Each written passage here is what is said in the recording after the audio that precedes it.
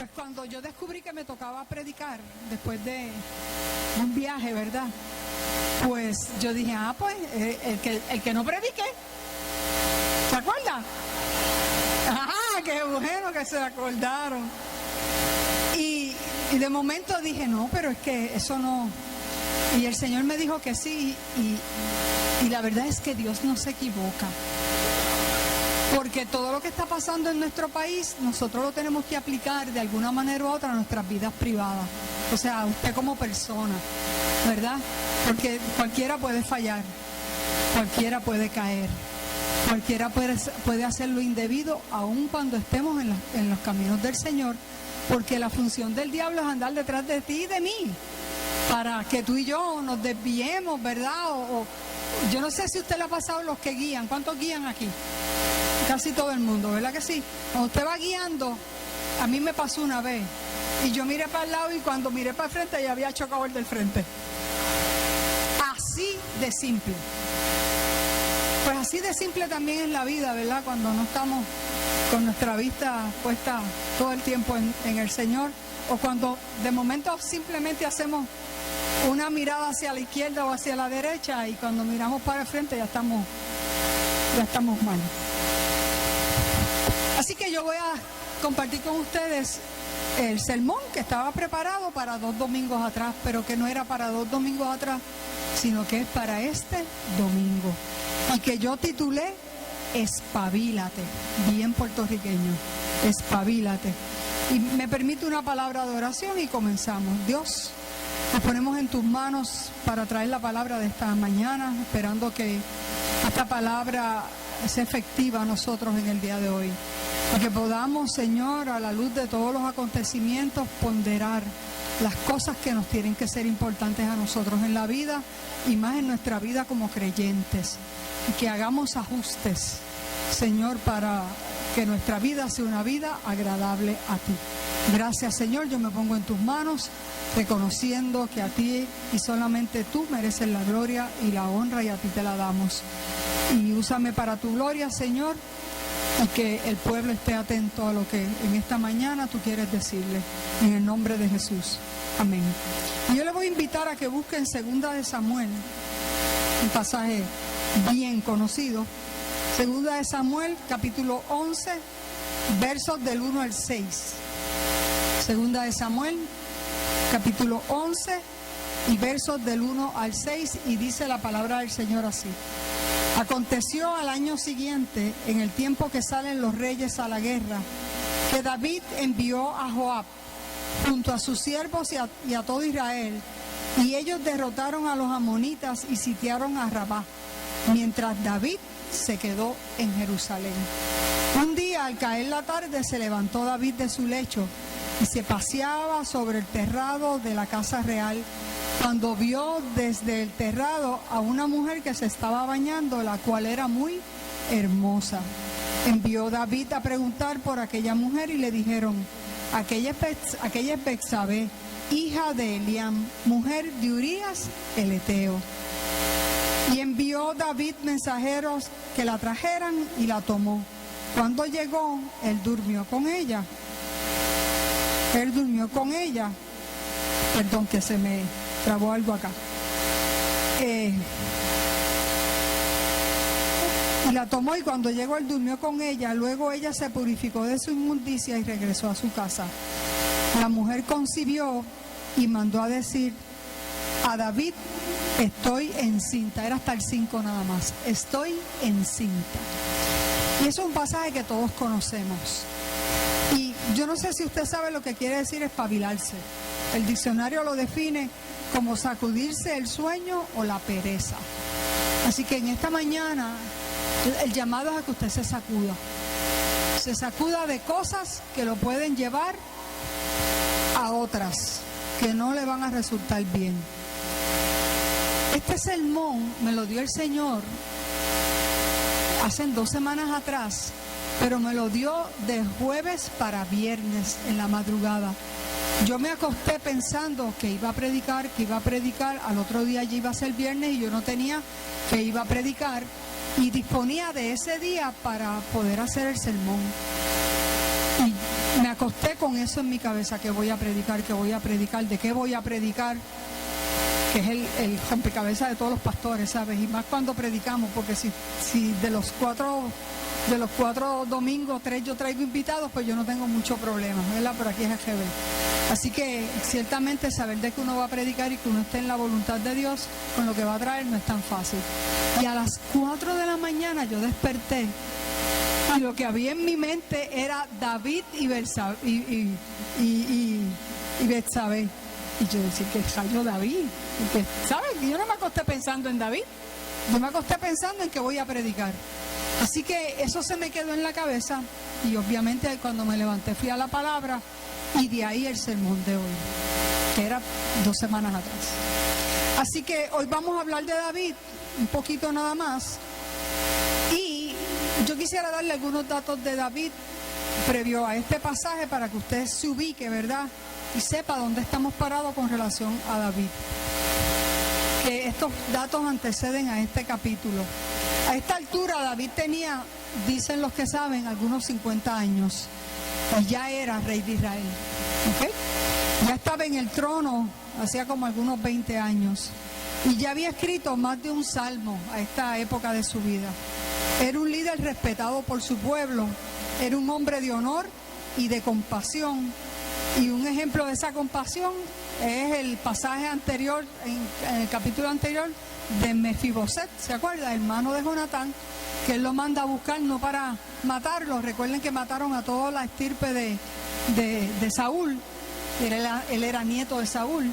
Y lo mandaron a buscar, pero no para matarlo, sino para mostrar el amor y la compasión de Dios a Mefiboset. Y usted sabe que lo sentó en la mesa a comer con él. Así que cuando él perdona a Mefiboset, lo vemos en ese momento y cumple lo que le había prometido a Jonatán. Así que en términos generales, David tenía todo lo que deseaba hasta ese momento en su vida: poder, buena reputación, riquezas, líderes de confianza alrededor suyo, un ejército de soldados fieles, tierra, mucha tierra de las victorias que ya a esa época ya había ganado. Podemos decir que estaba en el pic de su época de rey, ¿verdad? Porque todo le iba, antes de eso usted sabe todo lo que pasó, ¿verdad? Con Saúl, que Saúl lo buscó hasta en los confines de la tierra para matarlo, ¿no? Y sabemos cómo se reían y se mofaban de él cuando él se presentó frente a Goliat, cómo su casa se vio un poquito tambaleada. Pero en este momento David estaba en el pic de su reinado. Y el verso 1 nos dice que al año siguiente, en el tiempo en que los reyes salen a la guerra, se dice que esto era un tiempo de primavera, que era cuando ellos salían a la guerra, obvio, porque en otras épocas hacía frío y no podían salir. Y aunque David había adelantado mucho en muchas guerras que le daban la supremacía como rey, tenía muchas tierras, había conquistado muchas tierras en ese momento, era común que las guerras continuaran, porque era guerra por adquirir terreno, porque eso era lo que te hacía ser el mejor rey. Mientras más terreno tú conquistaras, pues más grande y más importante tú te convertías como rey, ¿verdad? Tú te hacías como rey. Así que siempre en la época de primavera se retomaban las guerras después de un periodo de descanso por el frío, por el invierno. Y dice el pasaje que era el tiempo de salir a la guerra para los reyes. Eso quiere decir que se supone que el rey, ¿dónde iba a estar? En la guerra, ¿verdad que sí? Al frente de la guerra. Pero dice el texto bíblico que David se quedó en la casa. Que David se quedó en la casa. Era el tiempo de tomar las armas y él decidió descansar.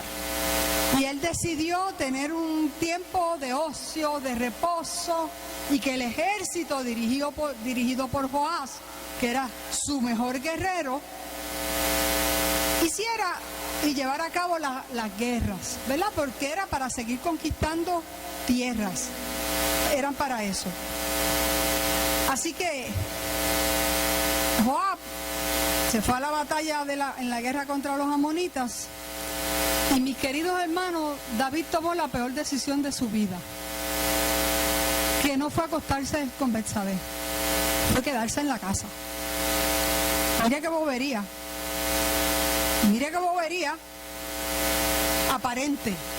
aparentemente, ¿ok?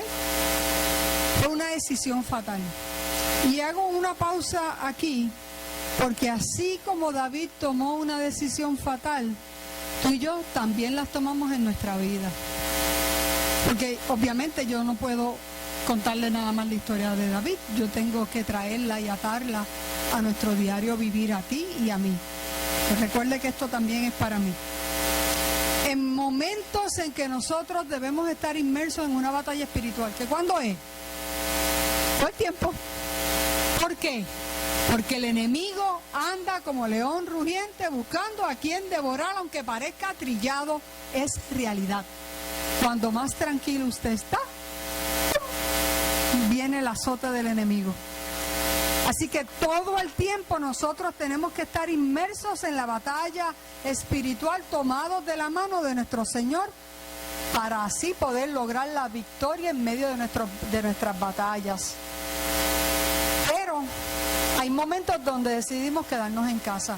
¿Y qué es quedarnos en casa en términos espirituales? Es sencillamente hacer cualquier otra cosa menos acercarnos a Dios en oración, en lectura de la palabra, en ayuno, en meditación, en adoración y alabanza a nuestro Dios.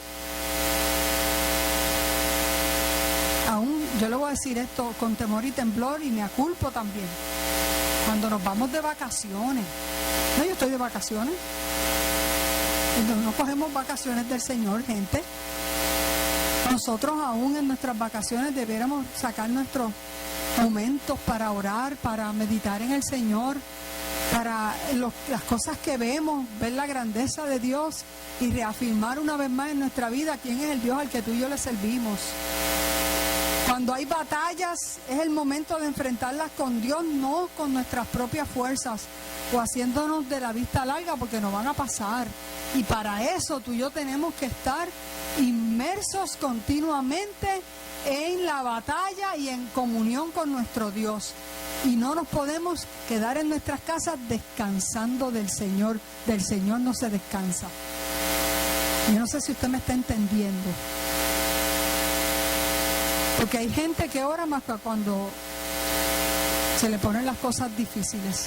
Hay gente que entonces viene a la iglesia más que cuando tiene problemas y dificultades.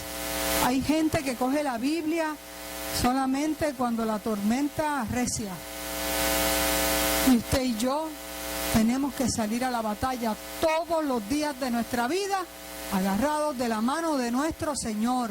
Por eso nos tenemos que espabilar, porque el enemigo eso es lo que quiere, que usted se quede en su casita y hoy yo no tengo que orar, porque yo estoy bien. David creía que estaba bien, ya tenía muchas tierras, tenía riquezas, tenía grandeza frente a los otros pueblos. Este es el momento de yo descansar. Y ahí se le metió el diablo. ¿Ok?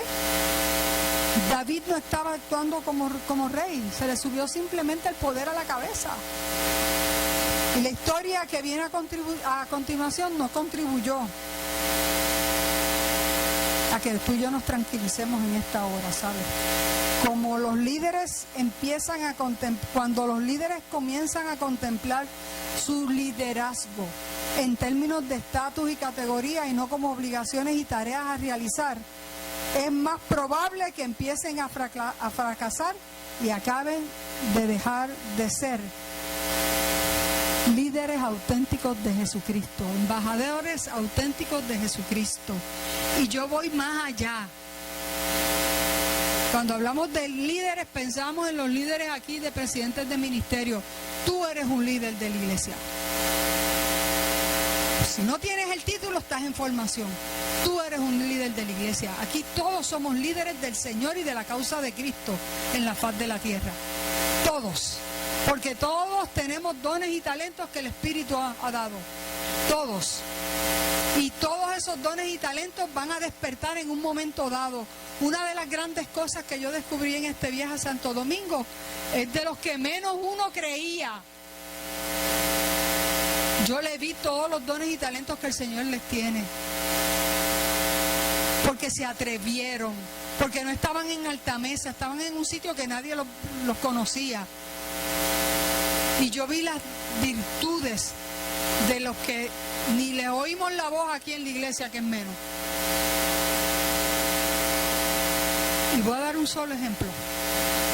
Más allá del de Giancarlo y el de José, que eso lo voy a dejar para el día que hablemos. Fernando, el de Néstor, tiene sencillamente azúcar con los niños. Azúcar. Usted sabe cómo el azúcar ala a las hormigas. Así ese nene, con pasar nada más, con mirarlo. Y se le pegaban. Y él le limpiaba las narices con... Eso lo vi yo. Yo lo miré y yo no lo podía creer. Uno descubre, todos aquí somos líderes. Y sabe que como líderes del reino de Dios, tú y yo somos sal y luz, y eso lo hemos venido estudiando. Y no nos podemos desviar de nuestras obligaciones, y nuestras obligaciones incluye el estar siempre preparados para la batalla y salir a la batalla, porque el enemigo nos anda buscando para meternos el pie, para que nos caigamos, para robarnos la bendición, y no puede ser, y no puede ser. Ahora bien, el texto dice que se quedó en la casa y él tiene, ¿verdad? Él era dueño de todo aquello. Yo me imagino que se levantó a las 3 de la tarde, que a esa hora se estiró y dijo, déjame ir a coger el sol de las 3 en vez de beberse el café de las 3. Y subió a la azotea a coger el sol. El palacio era de él, ¿verdad? Y aquí viene el segundo error, porque el primer error de David fue tomar la decisión equivocada, cuando su responsabilidad le decía que él tenía que estar al frente de la batalla. Decidió quedarse en la casa. Cuando sube a la azotea del palacio, dice el texto que vio a una mujer, a una hermosa mujer que se bañaba, que no era que la mujer se fue al frente del palacio a pegarse la manguera, ¿sabes? No fue que ella lo provocó, ella estaba en su casa. Se dicen los exégetas que posiblemente estaba en lo que ellos llaman el periodo de purificación, que las mujeres sabemos lo que eso implica, y que estaba en parte de su casa que obviamente no estaba techada, pero que se estaba dando el baño para purificarse. El palacio estaba alto y él miró. Y él miró. Y él miró. Y preguntó quién era aquella mujer. ¿Y sabe qué? Le dieron todos los datos. Se llama Betsabé, hija de Elián y esposa de Urías. O sea que él sabía quién era. Él sabía de dónde venía y él sabía quién. Y entre comillas esto, mujeres, perdónenme en esta, sabía a quién pertenecía. ¿Ok? Sabía que estaba casada. Y aquí viene lo que los exégetas han llamado, y yo lo escribí porque me gustó. Esto no es mío. Los exégetas han llamado la mirada fatal. La mirada fatal. Porque el pecado no fue mirarla, sino desearla. Desearla. Sabiendo quién era, la mandó a llamar. Y hay, mis queridos hermanos, que tener cuidado con lo que miramos y con lo que deseamos. Y yo volví a releer este sermón, obviamente, y yo decía, wow, qué atoro con lo que está pasando. Porque si tú y yo leemos la historia bíblica y nos las aplicamos y le sacamos la lección que nos da a nosotros, algo que pasó hace miles y miles de años, usted aprende a mirar lo que tiene que mirar y a tomar las decisiones correctas que tiene que tomar. pero amparado en la palabra, amparado de que camina de la mano del Dios de los cielos, que es el único que lo va a dirigir a tomar las decisiones correctas. ¿Y sabe qué? Yo no sé dónde usted está mirando. El problema de David fue el ocio. ¿Qué hacía David? ¿Qué estaba haciendo? Nada, pajareando. Y miró para el lado, como el día que yo choqué, que yo hice así, cuando choqué, cuando pegué freno ya era tarde. Pero eso me pasó. Eso me pasó. Y simplemente yo hice así.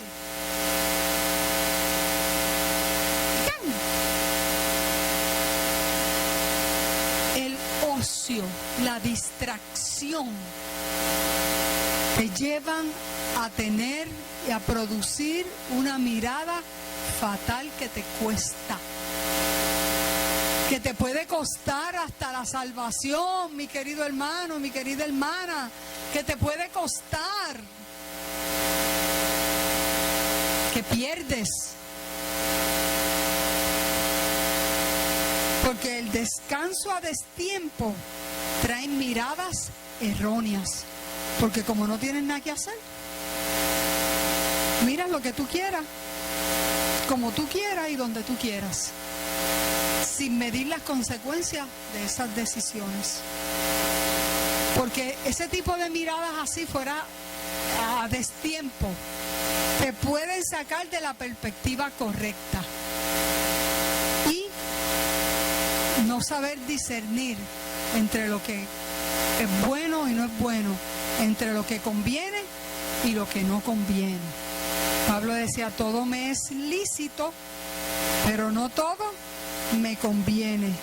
Hoy todavía hay miradas fatales acompañadas de decisiones fatales que nos cuestan nuestra relación con Dios, que nos cuestan nuestra relación con nuestro hermano y hermana, que nos cuestan nuestras relaciones de familia, porque quitamos la mirada del Dios de los cielos, porque nos mantenemos en un periodo de ocio, creyendo que el ocio y el descanso incluyen no buscar a Dios, creyendo que el ocio y el descanso incluyen no leer la palabra, creyendo que esto incluye el no orar y hablar con Dios, buscando lo que es la dirección de Dios para tu vida. Cuando veníamos de regreso en el avión, justo para entrar a Puerto Rico, se cubrió todo el cielo de unas nubes y el avión empezó, ya usted sabe, ¿verdad?, a moverse de lado y lado, y tú oías. Entonces yo tenía a mi lado, María era la que viajó conmigo de aquí para allá, pero de allá para acá, porque María viajó con María Cristina, de allá para acá pues estaba yo, pero me pusieron un viejito al lado, ¿verdad? Entonces yo miré y el diantre, hay un montón de nubes, esto se va a mover. Y yo, bueno, Señor, estamos en tus manos. Pues yo sabía que si me moría yo iba para el cielo, de eso sí yo estaba segura. Y el Señor empieza, ¡ay, gran poder de Dios! ¡Ay, gran poder de Dios! Entonces me puso nerviosa a mí, ¿no? Para yo escucharlo, y él se agajaba así. Y él, ¡ay, gran poder de Dios! Y yo le dije, estése tranquilo, que no va a pasar nada. Dios tiene el control, le dije yo al Señor, al viejito. Parece que él, o era la primera vez, o no es un viajero frecuente. Oiga, y la verdad es que pasamos un momento de susto, ¿verdad?, hasta que las nubes se fueron. Pero ¿sabe qué? Cuando cosas así pasan y uno tiene puesta la mirada en el Señor, no es que yo me quisiera morir, ¿sabe?, porque nada que ver. Yo le he dicho al Señor que como Nemi va por 101, así que me quedan todavía unos cuantos. Cari, lamento decírtelo. Gesta 101 a 65 que yo tengo, y todo eso me queda por ir para abajo. ¿Ok? Pero cuando uno sabe dónde uno está parado y cuando uno tiene esa comunión con el Dios de los cielos, que no es que usted va todo el tiempo hablando solo, Señor Padre, mira, no, tampoco es uno volverse paranoico, pero es tener esa relación con el Dios de los cielos. Uno no teme. Sí, de momento cuando el avión empieza a moverse, pero uno cae en tiempo cuando uno sabe que uno está en las manos del Señor. Mi difunto marido decía cuando eso pasaba, el avión no se va a caer si la mitad de las promesas que él me hizo todavía no se han cumplido, así que esto no se va a caer. Y tenía razón en lo que decía, ¿no? Porque Dios es un Dios fiel. Así que en esta mañana yo vuelvo y te repito que te espabiles, que sacudas tu vida de la pereza espiritual y mire las cosas de arriba y no las de la tierra. Que si estás mirando para el lado y te extasías, te olvidas de que hay un Dios y que tienes que sacar tiempo para ese Dios, de que te despiertes, de que te sacudas y vuelvas a enfocarte en lo que te tienes que enfocar, porque a David le costó y a ti también te puede costar. A nosotros nos puede costar si desviamos nuestra mirada del Dios de los cielos. Ahora nuestro rey David había mordido el anzuelo, porque ya lo que vio con sus ojos, entonces lo deseó con el corazón. Y ahora quien gobernaba su vida no era su Dios, sino sus instintos, sus impulsos, sus pasiones, sencillamente su parte carnal. Y de eso es que tú y yo nos tenemos que cuidar. Hay una marca de cerveza que tiene un eslogan. ¿Qué?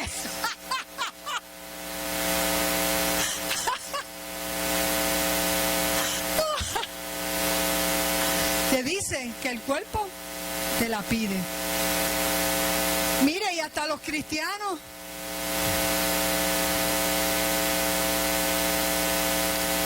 ¿Y sabe qué?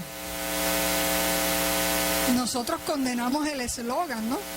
Pero dice una verdad. Porque el cuerpo lo que te pide no es bueno para el cuerpo, de acuerdo a ese anuncio. Porque no es que el cuerpo te está pidiendo que te vayas a orar. Eso no es lo que el eslogan tiene detrás de lo que dice, ¿verdad? Sino es que te vayas a beberte una cerveza realmente. Porque una no hace nada. Ese es el gancho. Ese es el gancho. Y si usted está en un periodo de ocio espiritual, si usted está tomando decisiones, si usted en vez de estar frente a la guerra, apercibido de la guerra espiritual que hay a su alrededor, y usted está en ese periodo de descanso, de ocio, usted va a mirarla y va a decir, diantre, la verdad es que se ve. Porque el enemigo hace que lo que es feo lo veamos bonito. El enemigo hace que lo que es malo lo veamos bueno. Porque el enemigo nos abre nuestros instintos carnales a lo que el cuerpo pide, no a lo que el alma y el espíritu necesitan. Y cuando esas cosas pasan, como le pasó a David, ya tú dejas de gobernar tu vida. Y yo te pregunto en esta mañana, ¿quién gobierna tu vida? ¿Cómo van tus relaciones con relación a Dios? ¿Hacia dónde tú estás mirando? El que crea estar firme, mire que no caiga. Lo dice la palabra, no lo digo yo.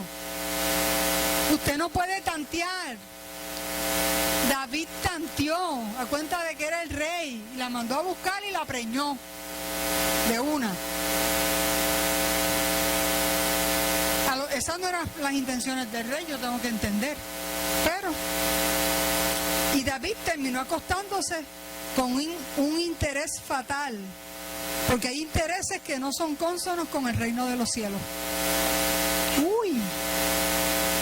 Hay cosas que tú eres capaz de hacer, pero no son cónsonas con el reino de los cielos. Y es mejor perder lo que tengas en la faz de la tierra a perder una salvación y tu relación con Dios. Y uno tiene que saber dónde se mete, uno tiene que saber qué hace, uno tiene que saber para quién trabaja, uno tiene que saber. Si el gobernador hubiese sabido, hoy no estuviera donde está. ¿Pero por qué? Cuando hay tiempos de ocio, porque eso fue un tiempo de ocio, ¿sabes? Eso fue un tiempo de ocio. Eso fue un tiempo de una decisión errada. Esto es para liberar el estrés.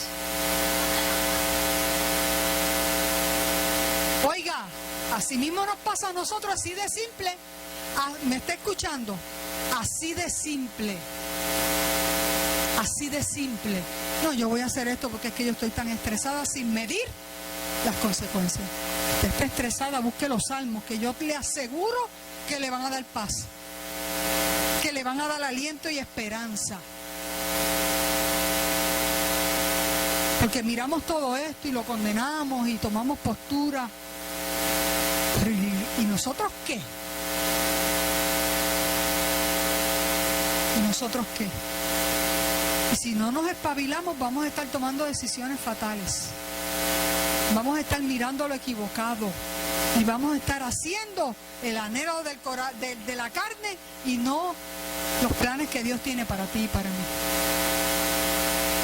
Y entonces, un error sigue a otro error. Y a otro error. Y a otro error. Y vino la consecuencia fatal. Un embarazo fuera del matrimonio, nada más y nada menos que por el rey David, con la esposa de Urías, uno de sus mejores guerreros, que iba al frente en la batalla. Pero ojalá esto hubiese sido lo peor. El mal engendra el mal y un pecado lleva a otro. Y yo no le voy a dar la historia, se la voy a resumir en dos cositas. Su primera intención después de esto, que se dio cuenta de lo que pasaba, fue mandar a Urías, el pobrecito esposo de Betsabé, sobre pretexto de preguntarle sobre el progreso de su campaña, lo mandó a buscar. Lo que quería era que fuera y se acostara con la mujer para achacarle al muchacho a él.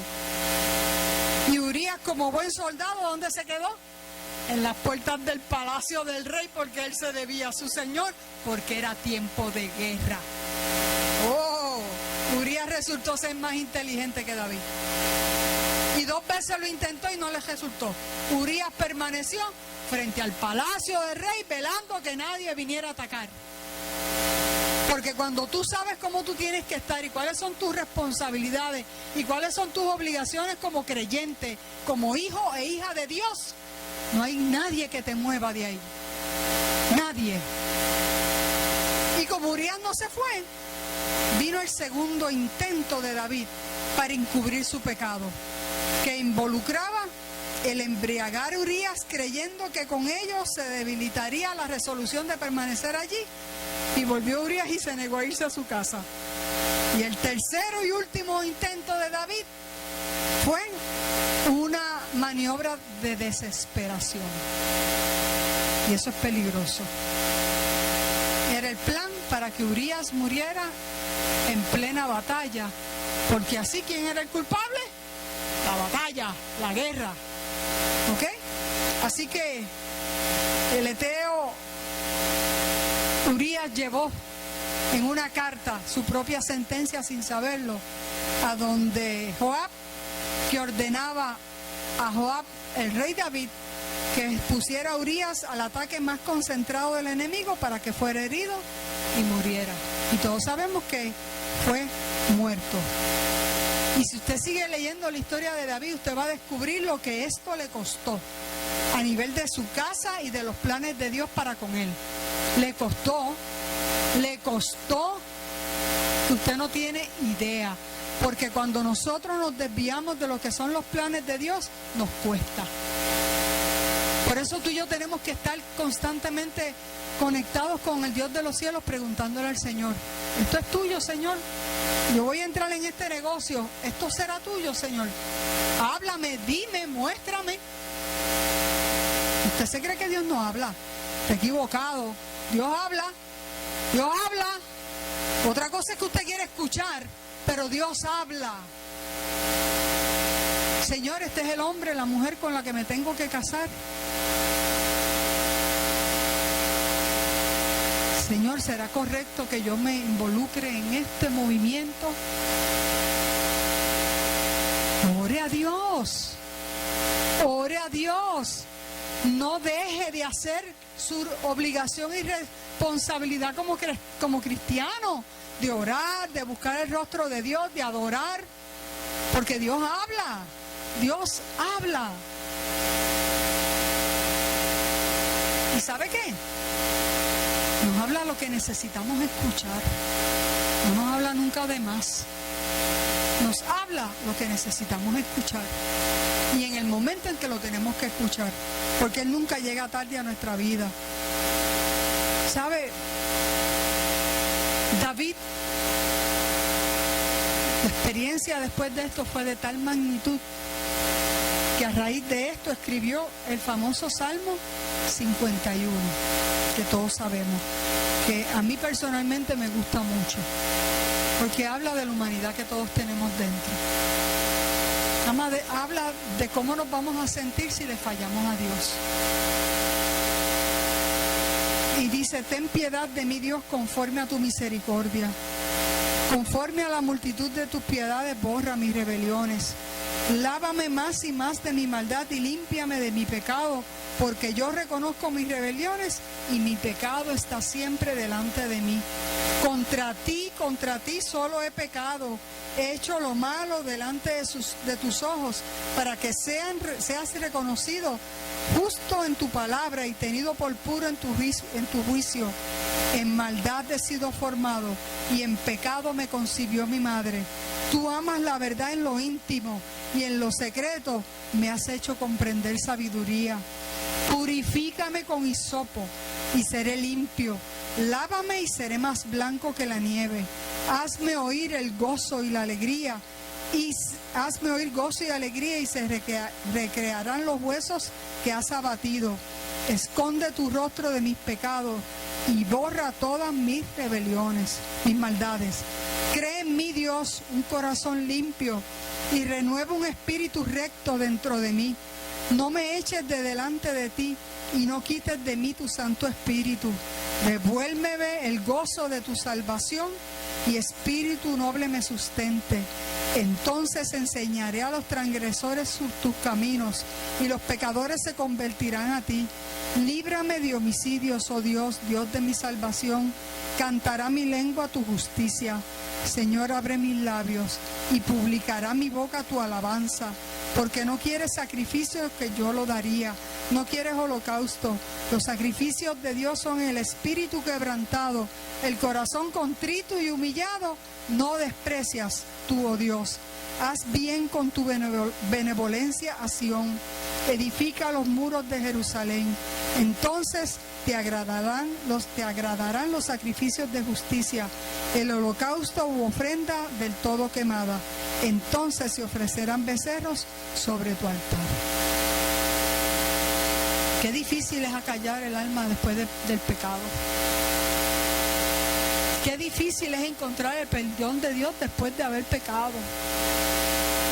Qué difícil es sentir que el Espíritu de Dios se renueve en uno después del pecado.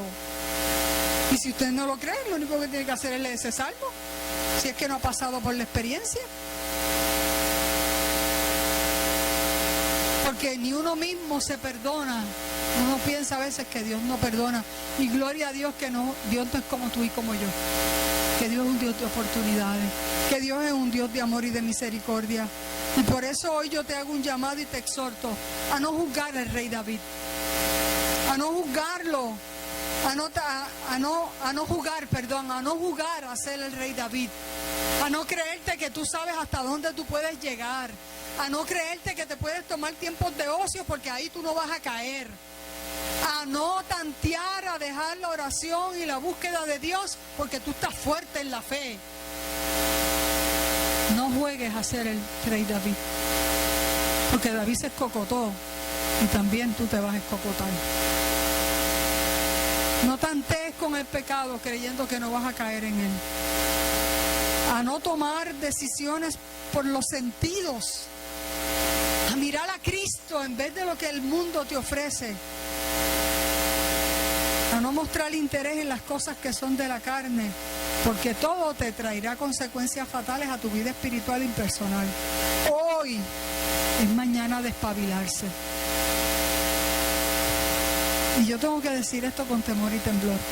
Si nuestro señor gobernador se hubiese espabilado, hoy no estuviera pasando esto que está pasando, ni el pueblo estuviera en las circunstancias en que está. Porque un error lo comete cualquiera. y es de hombres, ¿verdad? Hombres incluyendo mujeres, es rectificar los errores. Y por eso nuestro pastor general hablaba del perdón en la carta, pero también habla, y es lo que tanto se ha discutido, ¿verdad?, de que él no ocupa cualquier puesto en este país.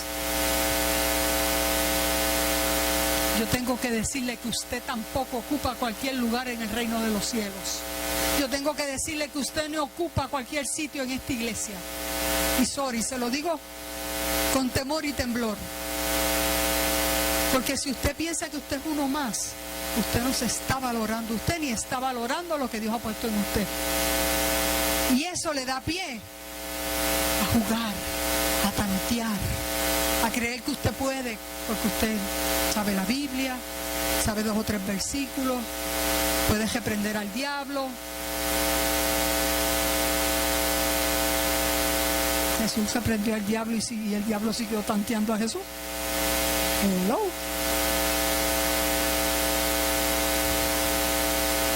Hoy, ¿qué aprendemos de esta historia? A no estar quietos cuando nuestro Dios nos pide que accionemos. A no bajar la guardia en tiempos de bendición. Y a no aparentar lo que no tenemos en nuestro corazón. Yo le decía a Edgardo, antes de irme para Santo Domingo, nuestra iglesia está pasando por momentos hermosos de presencia en el Señor. En 2 domingos aquí esto fue un cielo bajito y todo el mundo salió de aquí. Usted no tiene idea de todos los mensajes que yo recibí con relación a ese culto. Es que todos los cultos debieran ser así. Independientemente que yo predique o no predique, independientemente que adoración cante o no cante, independientemente de que esto esté lleno o no esté lleno. Cuando nos reunimos los santos del Señor ante su presencia, esto debiera ser un cielo bajito, que no es la realidad de todos los domingos como fue aquel domingo, es verdad, pero el Señor se manifiesta como Él quiere y cuando Él quiera. Y aquel domingo le plació que hubiese aquella manifestación. Y yo le doy gracias al Señor que yo nunca he estado atada a este púlpito. Nunca.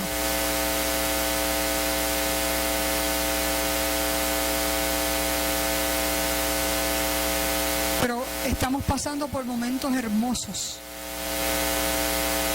Y los cultos de los martes es igual. Es igual. Y ya supe que el domingo pasado también fue otro cielo bajito aquí. Y le dije a Edgardo, el diablo se va a revolcar. Porque usted cree que el diablo se goza cuando esta iglesia está llena del poder de Dios y disfrutando de las bendiciones de Dios. Nada que ver. Por eso nos tenemos que espabilar, gente. Por eso no podemos bajar la guardia. Por eso usted tiene que redoblar su oración, su lectura, su búsqueda de Dios. Mire, si usted no puede en su casa por las razones que sean, el carro es el mejor sitio cuando usted va solo. O el baño cuando usted se meta ahí, no importa dónde, pero hágalo. Y no dé por bueno todo lo que se le viene. No, porque yo soy un hijo de Dios y Dios no me va a ofrecer nada malo. Es que Dios no te va a ofrecer nada malo, quien te lo ofrece es el diablo. Y el diablo sí que te lo va a ofrecer. Así que en esta mañana, y yo culmino con esto, nosotros estamos llamados a saber vivir, a saber cuáles son nuestras responsabilidades y nuestras obligaciones como hijos de Dios, a entender que el enemigo siempre está dispuesto a la guerra y que lo que está esperando es que tú te desorientes un chispito para él entrar por ahí. Y sabes que gana la batalla. Y gana la batalla.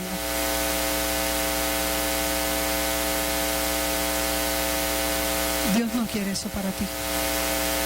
La Biblia dice que el avisado ve el mal y se esconde. Dios quiere que tú estés listo, que estés atento, que te mantengas en comunión con Él, para que estas cosas que están pasando no lleguen a ti. Para que si te llega la batalla, tú estés preparado y puedas batallar.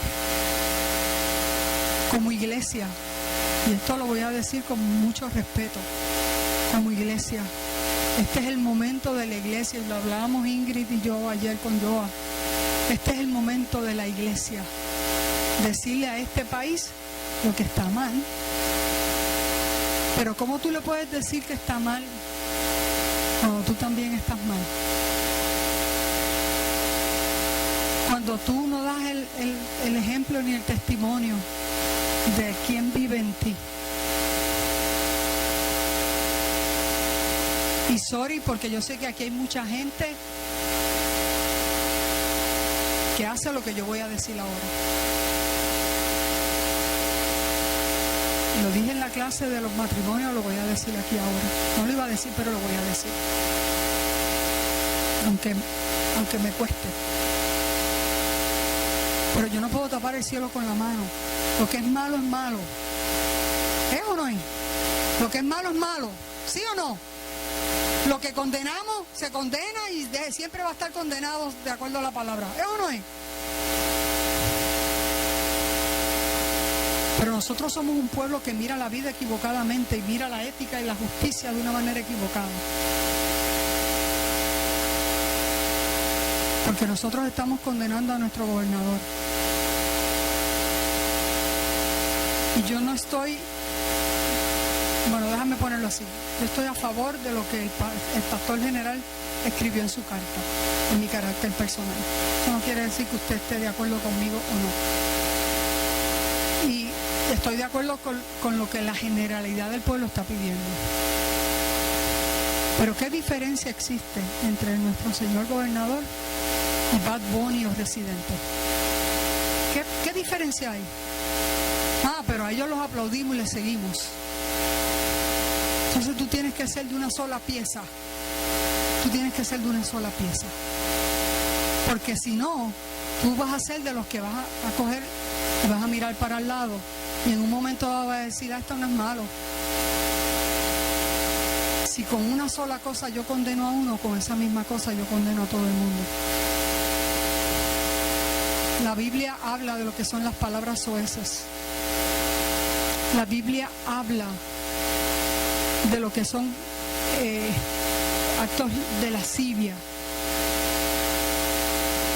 de lo que son los deseos sexuales que a veces se expresan, no necesariamente que se hagan. La Biblia es clara con todo eso. Este es el momento, iglesia, de que tú y yo hagamos la diferencia. Y que en nuestros círculos más íntimos nosotros hablemos lo que dice la palabra.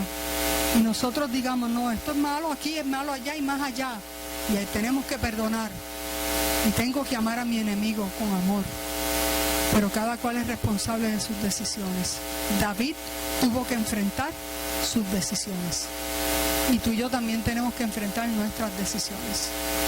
Este es el momento de empezar a predicar un evangelio de amor, de justicia, de compasión, pero de rectitud, de integridad. No solamente con nuestra boca, sino con nuestro testimonio. Y lo que es malo en la faz de la tierra, porque está escrito aquí en la palabra, será malo en el reino de los cielos y donde quiera que usted vaya. Hasta en Marte, si llegamos hasta allá. Vamos a estar en pie. Y yo dije esto porque a mí me lastima ver a la juventud de mi pueblo. Y cuando hablo de juventud, llego hasta los 40 años, ¿sabes? Sí, nosotros tenemos un gobernador joven. Llego hasta los 40 años. Porque de los de ahora hasta allá hay mucha diferencia. Que piense de la manera que piense y que coja las cosas tan livianamente. Y que no le importe mirar lo que no tienen que mirar, que no le importe hablar lo que tengan que hablar, que no le importa justificar lo injustificable. Y tú y yo tenemos el evangelio y tenemos que enseñarle a esa juventud que parte de ella está en nuestros bancos, que lo que el mundo dice es contrario a lo que aquí está escrito. Por lo menos lo tenemos que decir. La decisión es de cada cual. Pues yo no puedo obligar a nadie. Pero dígalo, no se quede callado. Háblelo, padres, dígalo, asienten a sus hijos. Con responsabilidad. Eso no quiere decir que sus hijos lo van a hacer. Pero háganlo. Enséñele lo que dice la palabra, las consecuencias que pueden traer las cosas, como su vida se va a ver marcada. Porque aunque usted no lo crea, hay muchas cosas en el ambiente que van minando la personalidad de uno y la valía de uno. Porque tanto está la piedra dando en la gota hasta que le hace un hoyo. Eso es así. Tanto está la gota dando en la piedra. ¿Lo dije al revés? Pues perdón. Ya tú sabes que esto va más rápido que esto.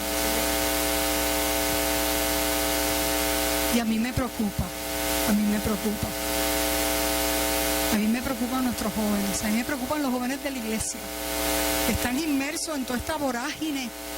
Donde esto del chat ha sido un escándalo. Pero es lo usual en esta generación. Y eso es preocupante. Ah, pero no todos son el gobernador de Puerto Rico. Es que no importa que sea el gobernador o no sea el gobernador. Lo tenemos que señalar como quiera. Como una conducta errada, porque te puede llevar a otras cosas. A otras cosas.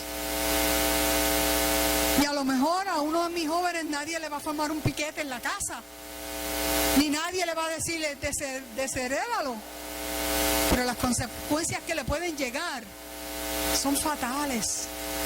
Y yo solo comentaba a los muchachos que no te cojan en un trabajo porque lo que escribiste en el chat te marca para el resto de tus días.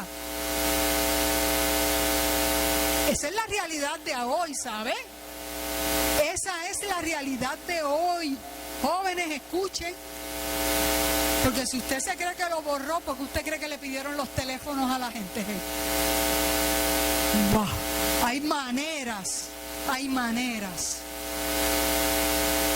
De eso es que se trata. Pero para eso tú y yo tenemos que dejar el ocio. Tú y yo tenemos que dejar de mirar a donde no tenemos que mirar. Tú y yo tenemos que dejar de tomar decisiones desacertadas y estrechar manos y brazos con el Dios de los cielos para tomar las decisiones correctas. Yo quiero que cantemos un corito. Yo sé que el tiempo ha avanzado, pero yo estuve ausente una semana. Yo quiero que cantemos todos Renuévame. Y vamos a hacerlo como una oración al Dios de los cielos. Vamos a pedirle al Espíritu de Dios que cambie, porque yo no quiero ser igual. De verdad, yo quiero hacer la diferencia.